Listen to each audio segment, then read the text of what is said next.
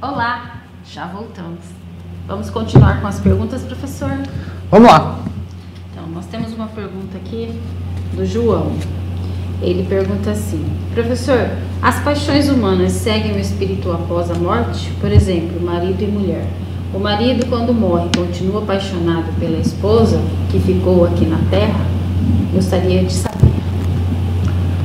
Vamos até desdobrar essa pergunta em duas partes, das nossas paixões e os nossos vícios, né? Essas paixões como os nossos erros, elas nos acompanham. A gente só se torna lindo, maravilhoso, perfeito depois da morte, enquanto está ali no caixão, enquanto está ali na urna fúnebre.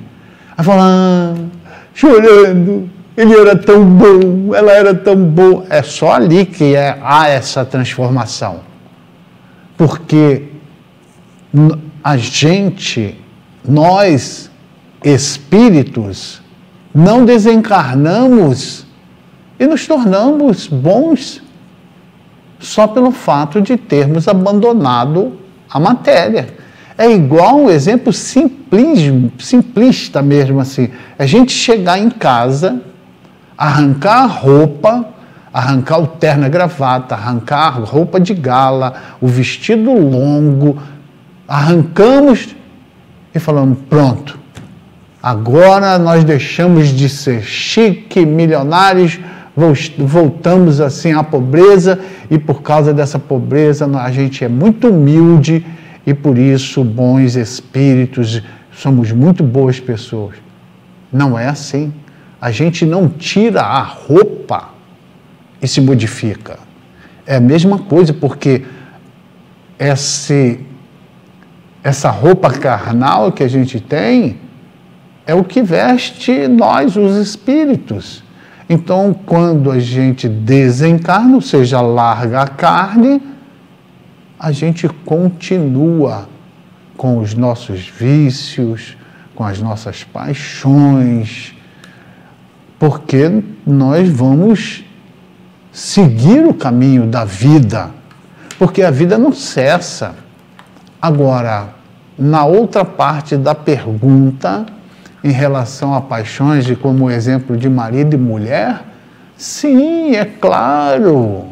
Imagine essa pessoa que nos foi cara na existência, que é aquela pessoa amada do coração, que vive as nossas alegrias, mas vive as nossas dificuldades, vivencia os nossos filhos em comum, os nossos filhos às vezes em comum e os nossos enteados, vivenciam os nossos netos. Claro que quando a gente tira a roupa carnal, a gente segue na vida, mas segue com as nossas lembranças.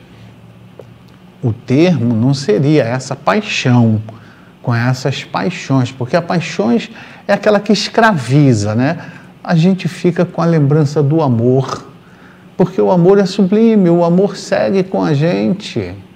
Mas devemos lembrar que nós temos que treinar constantemente para nos separarmos em relação ao que é matéria e o que é o sentimento do espírito, para que a gente não fique aprisionado. Quando você morrer, ou eu morro junto, ou você volta para ficar comigo. Querendo criar quase que uma obsessão entre um e outro. Isso pode acontecer, pode, mas é muito ruim.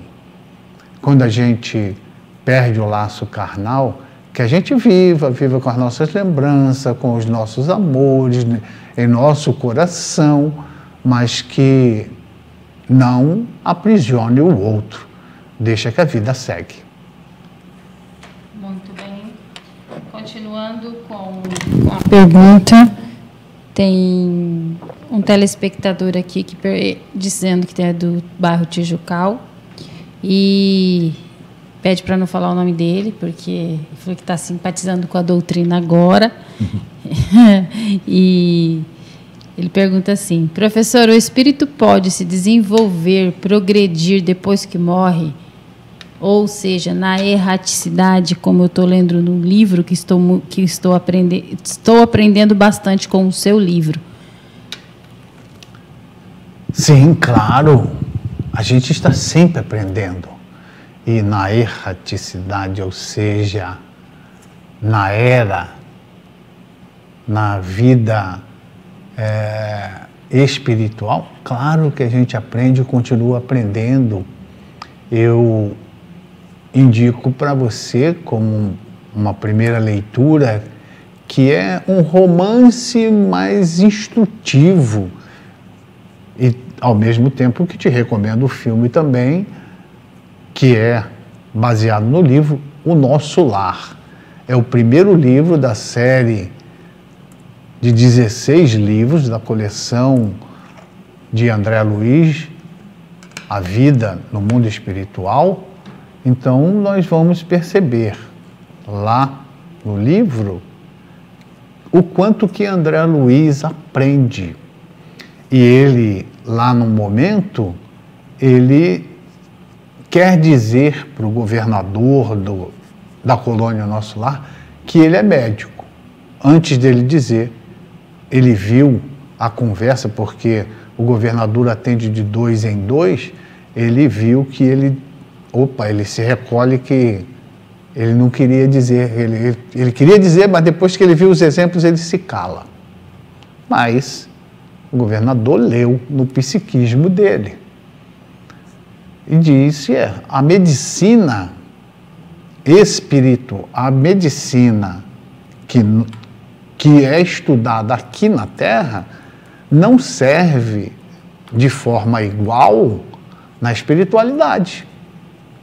Mas André Luiz aprende muito a respeito da medicina, ligando a medicina da matéria, medicina material e a medicina espiritual, na colônia Nosso Lar, com o instrutor Alexandre, com o instrutor Calderaro, com o instrutor Aniceto. Quer dizer, então são vários os instrutores ao longo de uma jornada de André Luiz na espiritualidade, na erraticidade. Então ele continua aprendendo sempre. Leia o livro dos Espíritos. Vamos ver que nós não paramos de aprender nunca. E isso é muito importante. Eu costumo dizer para os meus alunos, para os meus filhos, para os meus enteados, para os meus amigos: leia sempre. Não importa se você não tem o hábito da leitura e você vai ler e fala assim: não estou entendendo nada. Continue lendo. Leia sempre. Porque vai chegar um determinado momento que você vai entrar no livro. Você vai então estar habituado a ler com pontuação, com a vírgula, com a exclamação, com ponto de interrogação. Você está afinado com as letras.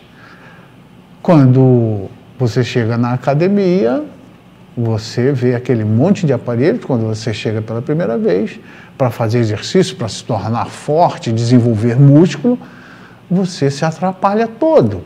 Vai pegar uma máquina daquela que é para fazer de um jeito, você está fazendo de outro, absurdamente errado. Assim é no mundo das letras. Para você mergulhar nesse mar das letras, é preciso aprender a nadar.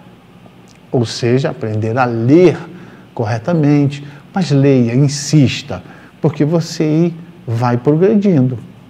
Então você vai perceber que a gente aprende aqui e continua aprendendo sempre.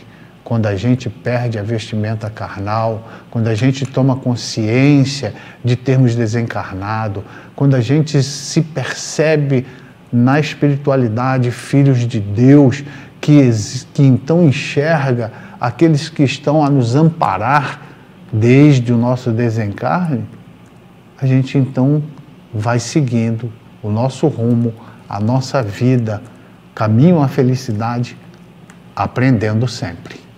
Sim, muito bom. Vamos para a próxima pergunta. Sim. Professor, já ouvi falar que quando somos magoados e ficamos remoendo, baixamos as nossas vibrações. O que isso pode trazer de ruim para nós? Legal, a sua pergunta. É necessário entender que o nosso pensamento é um gerador de energia. Nós ficamos latente, emitindo ondas no nosso pensamento. Muito alegre, feliz, irradiante, nós vamos estar emanando boas energias, sintonizando com o bom, bonito, belo. Então, da mesma forma, do outro lado, se nós estamos tristes, acabrunhados, se estamos com raiva, nossa, o sentimento de raiva e de ódio é quase um sentimento de suicídio. É assim que corrói a gente por dentro. E nós vamos emanando esses, como se fossem gases saindo da gente, energias ruins. Quando é energia boa, quem se junta com a gente? Os bons espíritos, as boas energias. Quando a gente está exalando esse lado ruim, essas ondas ruins, quem se aproxima da gente são os espíritos zombeteiros, são os espíritos perversos. E aí baixa cada vez mais a nossa energia. Como que a gente pode melhorar? Leia um bom livro, faça preces, chame por Jesus, clame pela proteção do Mestre. E então modifique as suas vibrações para que seja acompanhado, amparado pelo teu anjo guardião e pelas luzes do Mestre Jesus. O nosso tempo por hoje acabou e nós vamos ficando por aqui. Um excelente dia para vocês. Que Jesus abençoe a todos. Muita paz.